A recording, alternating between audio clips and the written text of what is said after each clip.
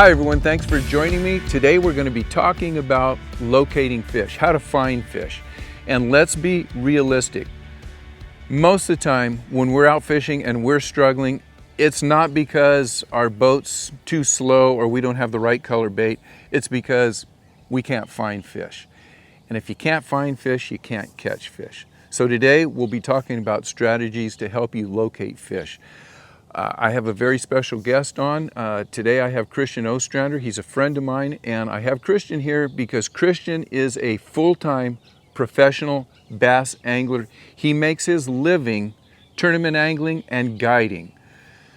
If Christian can't find fish, Christian can't earn a living. So he's gotten very good at it. And when I say he is a full-time tournament angler, he's not one of these guys that's going out just trying to compete. He is consistently cashing checks. That's how he earns a living. So I'll be talking to Christian. I'll be asking him questions on some of his strategies, what he does, especially here on the California Delta, when he goes out and he's scouting around looking for fish.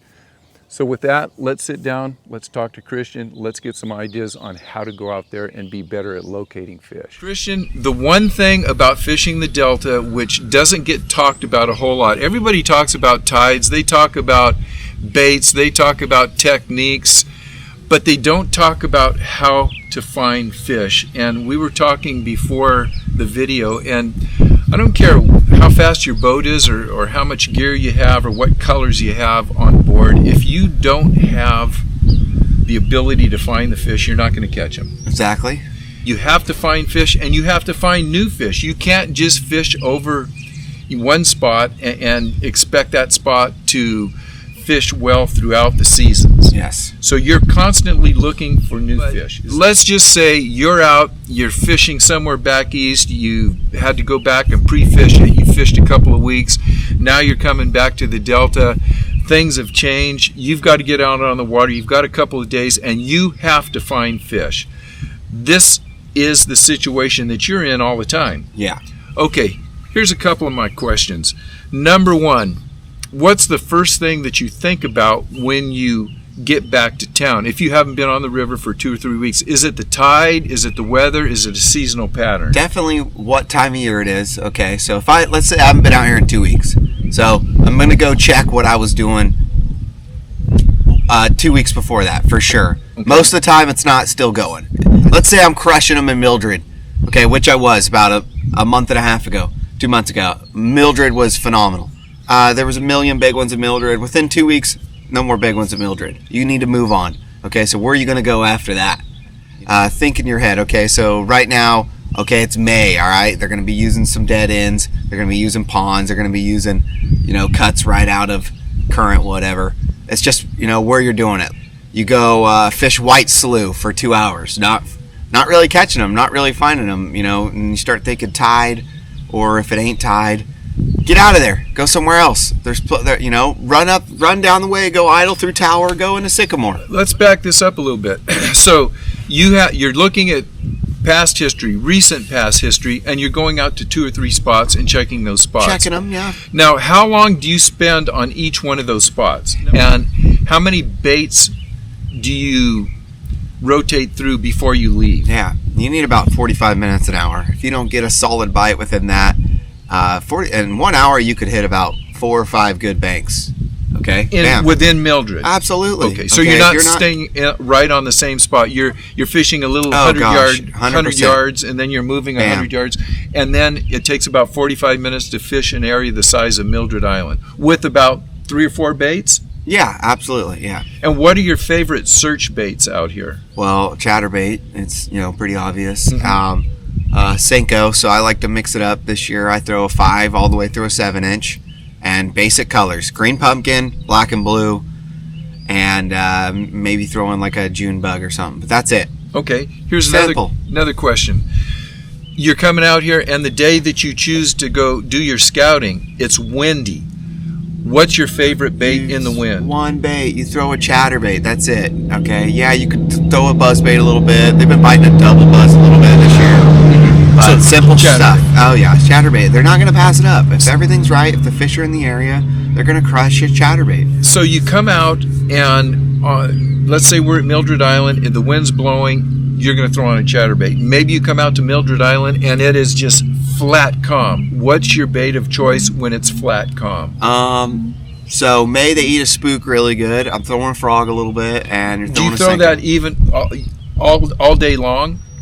It's on the deck. You make 10 Okay. casts of it, and then something else comes up. It looks better for a spook. You're going to throw a spook. Okay, so you like to throw those topwater walking baits when there's no wind at all. Yeah, a little breeze rips around. You're throwing a plopper. You're throwing a double buzz. So Is there any time when you're out scouting where you're throwing a slower moving bait, and I'm not talking about punching, but like worm fishing, or maybe throwing pitching a jig or a crayfish? Is that something that you wait until you find the fish and then try to fine tune them with those slower moving baits, or do you actually throw slower moving baits when you're looking for fish? we throw slow moving baits when we're looking for them too. Let's say a little patty rolls.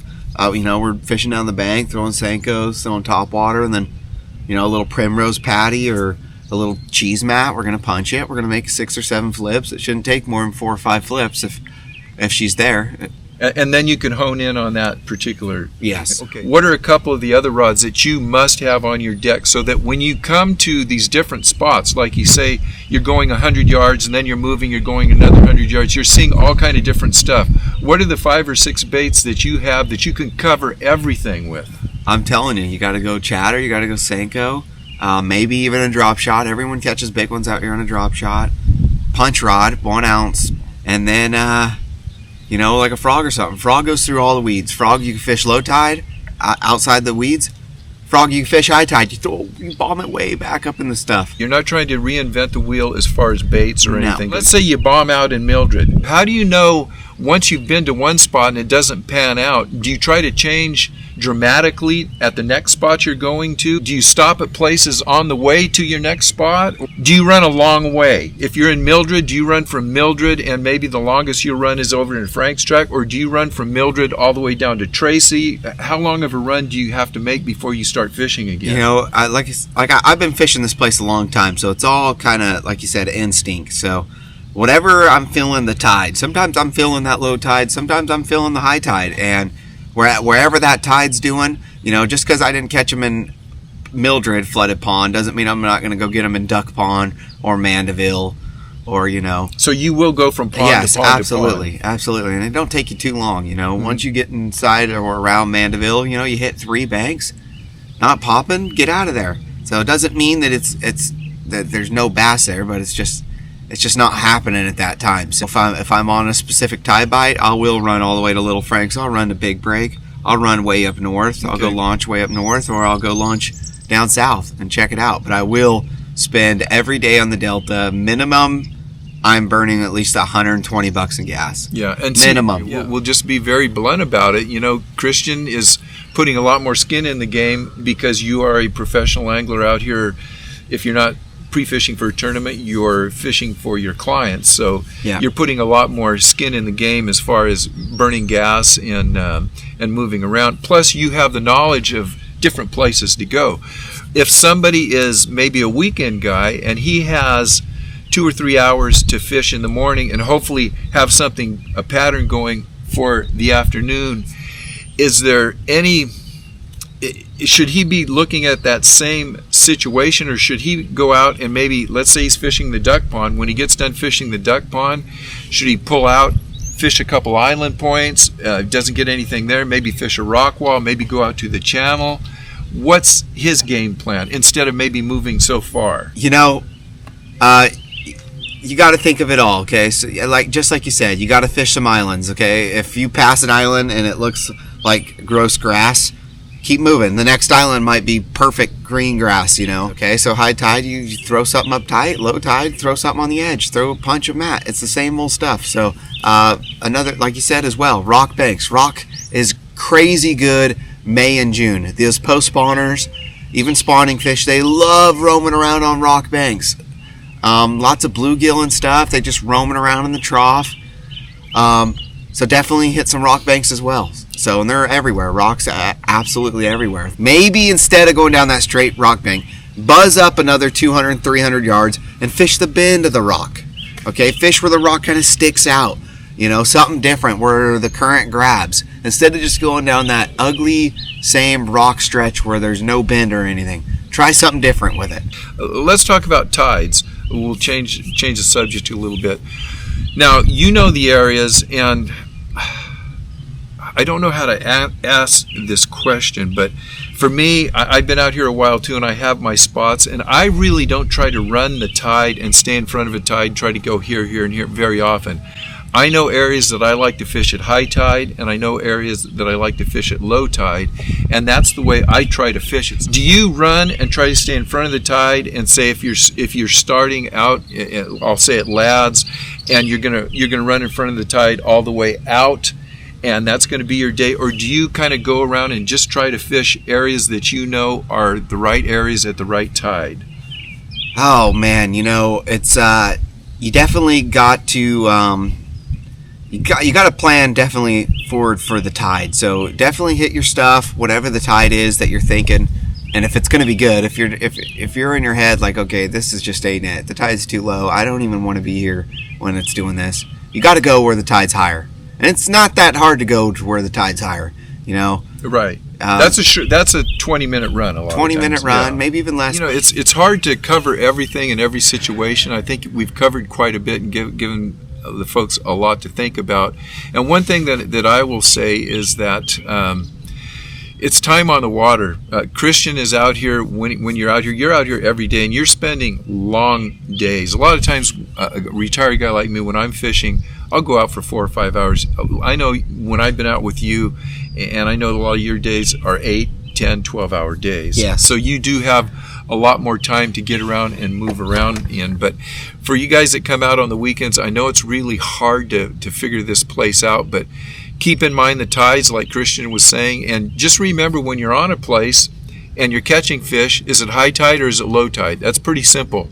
And when you go back the next week, make sure you're on that same spot that you caught the fish on at the right tide. And that's one of the ways that I kind of have inch by inch learned my way around the Delta. I'm not a super smart guy, and I just remember the areas that I catch fish when it's high tide. I remember the fish when I catch them low tide, and I try to return and do the same thing over and over and over again. It doesn't work all the time for me. But any parting words for the weekend guys? Is it just stick your nose to the grindstone and work, or no shortcuts? This Delta is the most hit and miss place ever, more than anywhere. So just go out there and grind. Don't try to get too frustrated, because there's times you and I both definitely get really frustrated out here. It should be happening. Everything's right. A day or 2 days or 3 days in a row coming out here, and it's just not happening. We're not getting 4 or 5 pounders. You just gotta, stay focused, but don't get too frustrated about it, and definitely keep grinding, but take little breaks in between. Don't kill yourself out here just for a couple fish. So roll around and you're that gonna doesn't be sound like you, Christian. Oh, I've changed. When, since last week? I've changed. Okay. Well, with that, you're out here guiding. You're going to be here for the rest of the summer. I know you're going to be putting in a lot of time. I want you to give your information, how they can get a hold of you, and then I want to let people know, if you're coming out with Christian, I'm going to tell you right off the bat, he's not a cheap guide, but you have to come out with an attitude that you're going to learn more in one day than what you would learn in a year or two, or if you're an angler that's just getting into the game. You can advance your fishing prowess years in one day. So think about that, and also think about, and I'm going to put Christian on the line, if you think about going out with Christian, don't go out just to catch some fish. Call this guy up and say, look, this is where I'm at. I don't know the tides. I don't know how to move around. I don't know the baits. I don't know the techniques. Can you teach me this, and this? Let him know what you need to do. If there's something that you can't teach them, he may tell you, hey, go hire somebody else. I don't know how to do that. I don't like doing that. If it's frog fishing or punching or finding fish, yeah, I can help you with that. You'll help them with it. Yeah. So give him your information, give him your number, and if you want to get out, give Christian a call. Let him know what you need to learn, what you want to do. He'll tell you if he can help you and how he can help you, and you can go from there. So what's your information there, Christian? Yeah, you guys can look me up on Facebook and Instagram at Christian Ostrander Fishing. You guys can send me messages there, or give me a call or shoot me a text. My phone number's 209-648-3778. Love to take you guys out here, man. Tons of stuff to learn. Like I said, I'm gonna be here all summer, so I'm gonna be pretty in tune with the fish the next couple months, and it'd be a killer time. So. And I guarantee you, if you want to keep up with Christian on his Facebook and you're looking around for tournaments that he's fishing, I suggest starting at the top and trying to find Christian's name from the top. If you start in the middle or the bottom, you're not going to see him very often. You have been one of the most consistent guys here, not only on the Delta, but just year-round fishing or wherever you've been. You've been very consistent, and as far as a guy on the Delta, maybe the most consistent guy. So I got to congratulate you. Even though you piss me off a lot of times. Okay. Hey man, that's a friendship. Yeah. It's a friend till you start catching fish and behind me or in front of the boat or whatever. Yeah. So anyhow, I want to thank you guys for watching, and hopefully you've got some ideas. And if you have any questions, hit me up. And if we need to get more specific, Christian will come back. I'll make him answer some questions that you may have that you relate to me. So with that, go out there, catch some fish, put some time on the water. Don't kill yourself out here. Have some fun. I want to thank everybody for watching the video. I hope you enjoyed it. And if you got anything out of it or you enjoyed the video, make sure you subscribe to the channel if you're not already subscribed. If you have any questions, hit me up in the comments. I try to answer all the questions that come in. And if you have any ideas on what you'd like to see on coming videos, let me know about those too. So once again, thanks for watching. Go out there, find some fish, catch some fish, have a good time, send me a picture, and we'll see you at the next video. Good luck.